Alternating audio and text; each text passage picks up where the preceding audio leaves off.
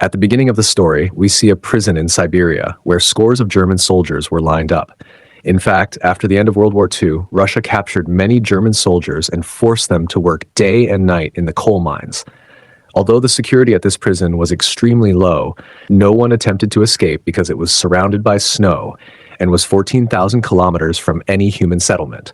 Therefore, even if a prisoner escaped, they would surely die in the freezing Siberian winter. This prison was built amidst thousands of kilometers of snow, making it impossible for any prisoner to even consider escaping. However, among these prisoners, there was one prisoner who was extremely sharp-minded and wanted to escape to his wife and daughter. This prisoner's name was Klemen Feierl, who was to serve a full 25-year sentence in this prison. Klemen absolutely did not want to spend half his life in this prison. Klemen wanted to escape from this prison at any cost. Luckily, one day, Klemen got the chance to escape, and escaped by boarding a coal freight train. Now, when he was outside the prison, he looked out into the open sky. When he saw the stars, he was overjoyed. But this joy was short-lived. After a short distance, the freight train stopped, and when Klemen looked out, a Russian soldier stood before him, gun drawn. Unfortunately, Klemen was caught there and imprisoned in an open-air cell for escaping. The cold weather was intense, and the night's rain had worsened Klemen's condition. Klemen was kept in that cell not for a few hours, but for 2 full days. The next morning, after 2 full days, the prison warden came to him, let him out of the cell, and did not torture him at all. He simply said, "Your comrades are eagerly awaiting you."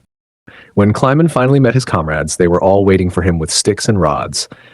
They were all furious with Klemen because they had been starved for the past 2 days because of his escape. Klemen now understood why the warden had said that his comrades were waiting for him. Upon seeing Klemen, the other prisoners attacked him and beat him severely. Klemen was so badly injured in the assault that he had to be admitted to the prison hospital. The prison doctor was also a doctor. He was a German prisoner. As soon as Klemen regained consciousness, he told the doctor, "I want to escape from prison once again, and I need your help." The doctor was amazed by Klemen's bravery, that despite all he had endured, he was unwilling to give up. The doctor explained to him that it was impossible to escape from this prison alive, and even if he did, he would die in the freezing cold outside. But the reality was that even if he didn't escape, his death was certain because the coal mines he worked in contained high levels of carbon, which entered his body through the air and caused dangerous diseases like cancer. Therefore, the doctor told Klemen that he must try one last time to escape from this prison. The doctor then took out all his warm clothes, shoes, and other necessary supplies and gave them to Klemen, telling him that Russian soldiers hid their food near the railway lines. He also gave Klemen a gun to protect himself. The doctor had actually collected all this stuff in advance because he himself wanted to escape from this prison. But a week ago, he learned that he was a cancer patient and had no more than a month left. He then gave Klemen a lunchbox and told him, "If you survive, deliver this lunchbox to my family and tell them I'm no longer alive." Once again, Klemen escaped in the dark of night, this time choosing to walk instead of taking a freight train. He continued walking all night and into the morning, fearing the Russian soldiers would catch him. When the warden learned that Klemen had escaped, he went straight to the doctor's room to question him. But before he could reach him, the doctor had taken his own life, knowing that the warden would torture him to death after hearing of Klemen's escape. The warden then sent several Russian soldiers in search of Klemen, ordering them to capture him alive and bring him back. But even after several days of searching, Klemen was nowhere to be found. Luckily for Klemen, the snowfall had begun to erase his footprints, making it difficult to find him. Everyone now assumed Klemen must have frozen to death in the cold. But the warden wasn't ready to believe it. Knowing Klemen was very strong and wouldn't give up so easily, he would agree. So he ordered the search to continue.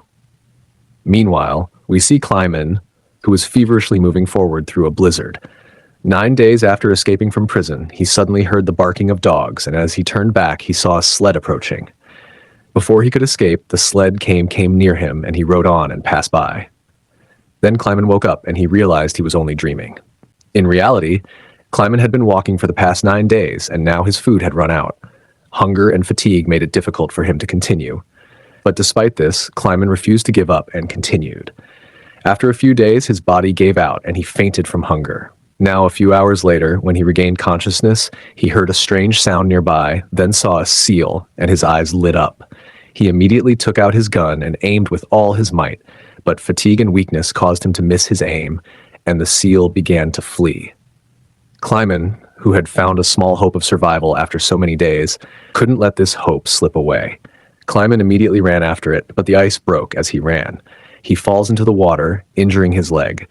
Despite his injuries, he continues to pursue the seal. Just as Kleiman is about to shoot, the seal hides behind a rock. Kleiman moves forward and spots the seal again. Before it can enter the water, Kleiman fires his last shot, and luckily, it hits it. This overjoyed Kleiman, who no longer has to worry about food during the journey. After several days, Kleiman eats his fill, rests a little, and continues his journey. After such a long journey, Kleiman is completely alone, surrounded by nothing but snow. This environment could have weakened his mental state. Therefore, he talks to himself and motivates himself with positive thoughts. He constantly monitors his path through the campground so he doesn't get lost in the snowy valley. Days and months pass like this. After 2 months of continuous walking, Kleiman spots a small tree in the snowy plain. Seeing this tree, Clemens was so overjoyed as if he had found a treasure that he ran to embrace it. It was a sign that Clemens had finally crossed this snowy plain after 2 months of continuous walking, and the forest is about to begin. After walking a little further, exactly what he had imagined happened. The forest was about to begin here. The snowy area was ending. He was very happy in the forest. He gathered wood, lit a fire, and fell asleep peacefully for the first time in months. But whether the next day would bring him peace or not is unknown. On the other side, we see the warden still searching for Kleiman, ordering his search party to search for him within a 500-kilometer radius. Kleiman was moving through a forest when suddenly a blizzard hit. The storm was so strong that even large trees were uprooted. As Kleiman tried to move forward, a large tree fell directly on him. Luckily for Kleiman, 2 men passing by that evening searching for gold spotted him and saved his life just in time. The 3 of them then set off together, and after several days of travel, they emerged from the snowy plains. Along the way, they encountered a river, and to cross it, they built a wooden boat. As they crossed, they chatted and recounted childhood stories. But the current suddenly increased, and the boat lost control. The boat began to swell. One of the companions lost his balance and fell into the water. He couldn't swim and began drowning. Seeing this, Kleiman jumped into the water and somehow managed to bring the man to shore, saving his life. Meanwhile, their other companion abandoned them and continued on alone. His companion was extremely greedy. He thought they were both dead, and out of greed, he kept his friend's gold. A little while later, when Kleiman and the other man reached the tent, the man became furious and shot him, killing him. Kleiman and the other man then picked up their belongings and continued their journey. They continued walking for several months, hoping to find some human settlement. But winter arrived again, and the forests everywhere were covered in a blanket of snow.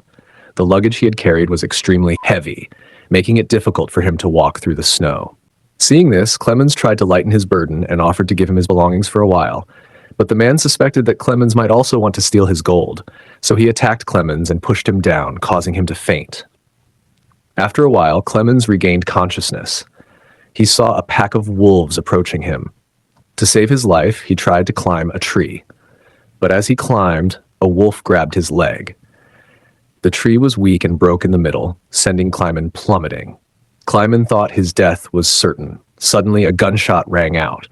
Kleiman opened his eyes to see that some of the wolves were dead and the surviving ones had fled. In reality, local hunters had come and saved his life. They took him to their village where the villagers treated him. After years of hard work, Kleiman had finally reached a human settlement. He was overjoyed to see the people.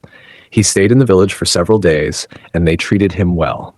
One day, a letter arrived in the village from none other than the warden himself.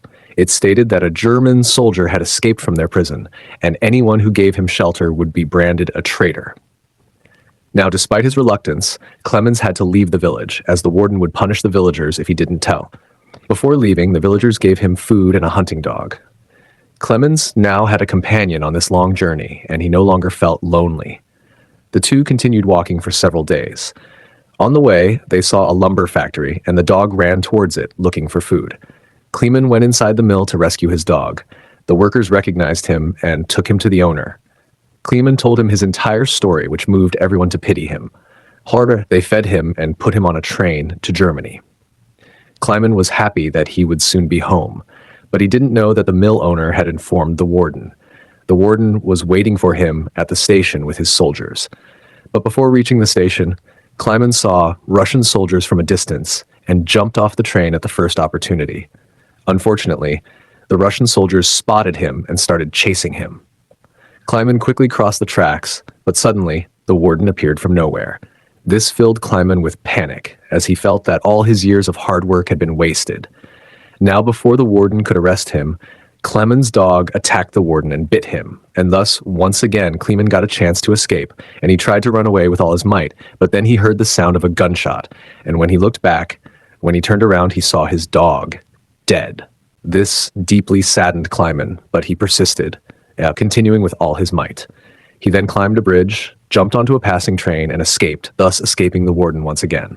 Days passed like this, and Kleiman slowly continued his journey. Before long, the year was 1952, and 7 years had passed since Kleiman's escape from prison.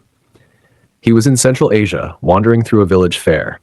He saw a variety of food items. He yearned to eat, but he had no money, so he kept his heart in check.